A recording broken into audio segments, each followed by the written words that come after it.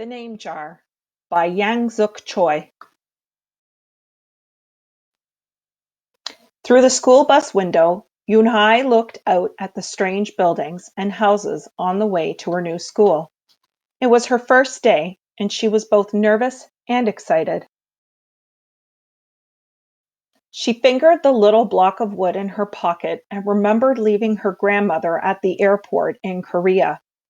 Her grandmother had wiped away Yunhai's tears and handed her an ink pad and a small red satin pouch. "Your name is inside," she had said. My name? Yunhai had wondered. Again, she took out the red pouch to look at the wooden block with her name carved in it. As she ran her fingers along the grooves and ridges of the Korean characters, she pictured her grandmother's smile. "Is that thing for show and tell?" a boy asked Yunhai, surprising her. Yunhai looked up as more kids leaned over. "No, it's mine," Yunhai answered, quickly putting the pouch back in her pocket. "Are you new here? What's your name?" a girl asked. "Yunhai," said Yunhai. "Une?" the girl asked, scrunching up her face. Une," some kids chanted. No, Yunhai corrected. It's spelled Unhei. It's pronounced Yunhai. "Oh, it's you hey," the boy said. "Like you, hey. What about hey you?" Just then, the bus pulled up to the school and the doors opened. Yunhai hurried to get off. "You hey bye-bye," the kids yelled as she left. Yunhai felt herself blush. Yunhai stood in the doorway of her new and noisy classroom. She was relieved that the kids on the bus had gone to their other rooms, but her face still felt red. "Aren't you going in?" asked a curly-haired boy with lots of dots on his face. "You're the new girl, right?" he asked cheerfully. Yunhai nodded, and before she could walk away, the boy took her hand and pulled her through the door. "Here's the new girl," he announced so loudly that the teacher, Mr. Kokotos, almost dropped his glasses. Mr. Kokotos thanked him and greeted Yunhai. "Please welcome our newest student," he said to the class. "She and her family just arrived from Korea last week." Yunhai smiled broadly and tried not to show her nervousness. "What's your name?" someone shouted. Yunhai pictured the kids on the bus. I haven't picked one yet," she told the class, "but I'll let you know by next week." Mr. Kokotos showed her to her desk. She felt many round, curious eyes on her. "Why doesn't she have a name?" she heard someone whisper. "Maybe she robbed a bank in Korea and needs a new identity," a boy replied. On the bus home, nobody teased her, but Yunhai kept thinking about her name. "How was school, Yunhai?" her mother asked when she walked in. "Did you understand the teacher?" Yunhai simply nodded. She unpacked her school bag and set the red pouch by a photograph of her grandma. "I'm glad you are learning English well," her mother said. "You must study hard, behave nicely, and get good grades to show that you're a good Korean." "I will," replied Yunhai. But I think I would like my own American name," she said quickly. Her mother looked at her with surprise. "Why? Yunhai is a beautiful name. Your grandma and I went to a name master for it." "But it's so hard to pronounce," Yunhai complained. "I don't want to be different from all the American kids." "You are different, Yunhai," her mother said. "That's a good thing." Yunhai just wrinkled her nose. Yunhai and her mother went grocery shopping in their new neighborhood. They passed Fadil's Falafel, Tony's Pizza, and Dot's Deli. A big graffiti-painted garbage truck roared like a lion as it took off down the street. Nothing sounded or looked familiar. Until they got to Kim's Market, the sign was both in English and Korean. Her mother picked up cabbage to make kimchi, Korean-style spicy pickled cabbage, and other vegetables and meat. She also found some seaweed, Yunhai's favorite, for soup. It made Yunhai smile. Just because we've moved to America, her mother said, doesn't mean we stop eating Korean food. At the checkout counter, a friendly man smiled at Yunhai. Helping your mother with the shopping? He asked. Yunhai nodded. I'm Mr. Kim, he said. And what is your name? Yunhai, she answered. Ah, what a beautiful name, he said. Doesn't it mean grace? Yunhai nodded again. My mother and grandmother went to a name master for it, she told him. A graceful name for a graceful girl, Mr. Kim said as he put their groceries into bags. Welcome to the neighborhood, Yunhai. That, that evening, Yunhai stood in front of the bathroom mirror. Hi, my name is Amanda, she said cheerfully. Then she wrinkled her nose. Hi, my name is Laura. Maybe not. Her smile turned down. Nothing sounded right. Nothing felt right.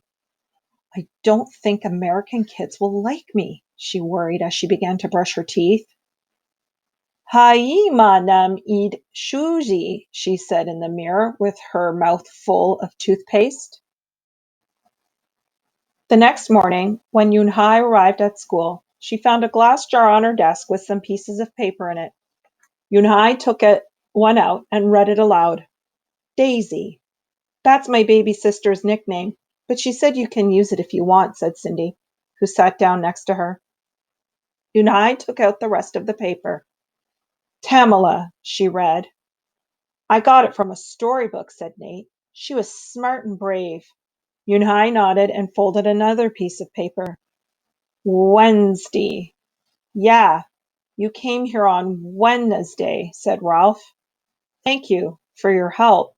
A smile spread over Yunhai's face. Ralph quickly said, We'll put more names in. You can pick whatever you like, or pick them all, and you'll have the longest name in history. At 3 o'clock, the bell rang for the end of the school day. Yunhai looked out the window and saw it was sprinkling. It's the same rain, she thought, but in a different place.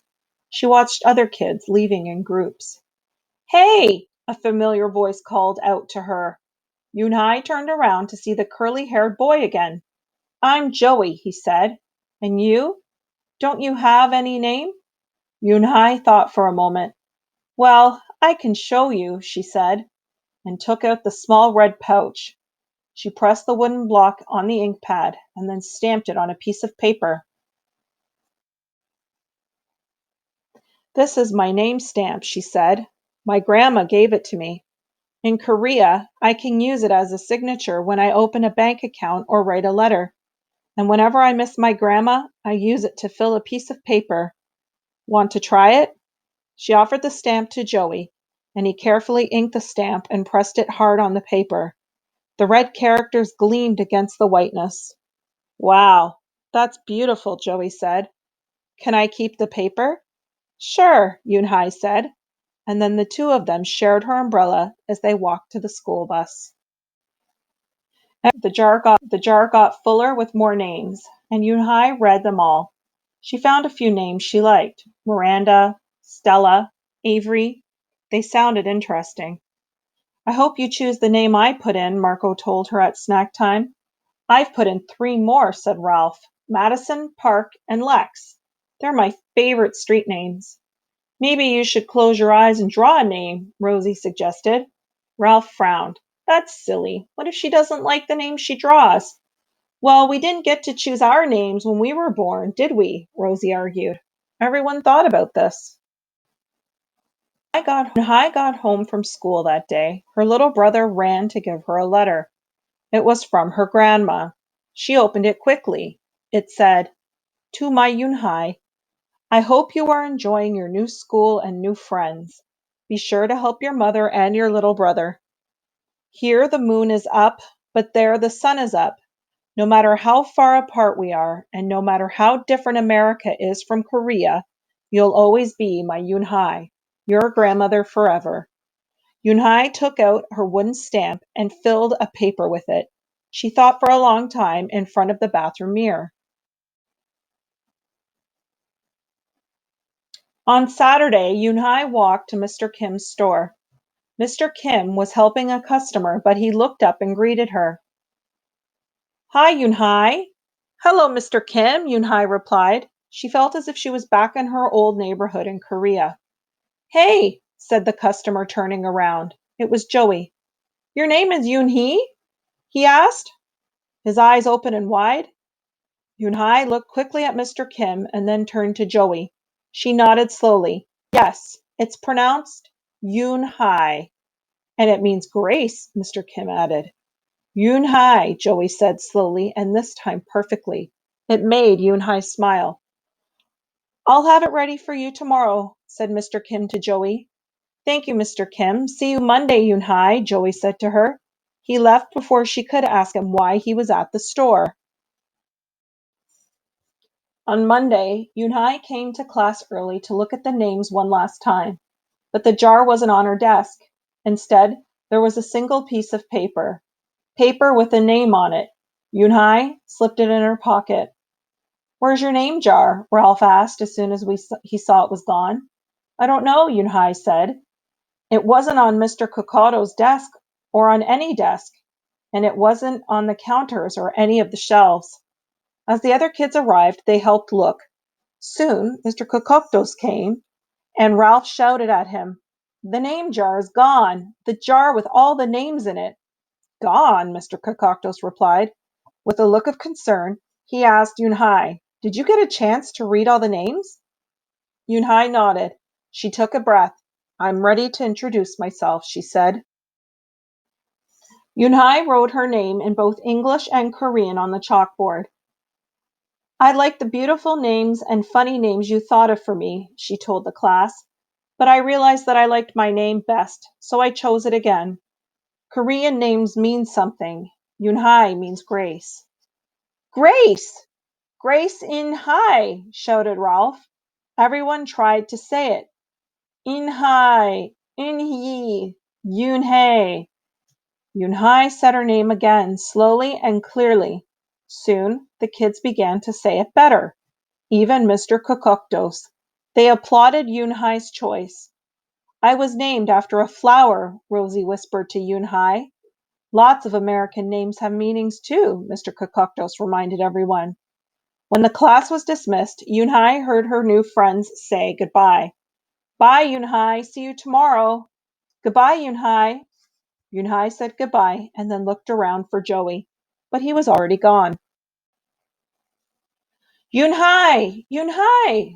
Come downstairs! Mother called up to Yoonhai. Your friend is here. Yoonhai rushed down to see who she meant. There stood Joey, and in his arms was the name jar. Where did you find it? Asked Yoonhai breathlessly. Joey looked embarrassed. Well, I took it, but I only did because I wanted you to keep your own name. And you did. He reached in and pulled out the names. Do you want to keep them? He asked. Thank you. I'll keep them as a souvenir, Yoonhai said happily. Then she pulled out the piece of paper from her pocket. Do you want this back? Joey grinned. You can keep it. I'll return the name jar to the class. Maybe you can put some Korean nicknames in it for us. Names with good meanings. I could do that, agreed Yoonhai. I've already got a Korean nickname, Joey said. Mr. Kim helped me choose it. Carefully, he pulled a small silver felt pouch from his pocket. Then he took out a dark wooden stamp with beautiful Korean characters carved sharply into it. He pressed it on the ink pad and then on the piece of paper next to her name. Chinku, read Yoonhai. That means friend. And Chinku smiled back. The end.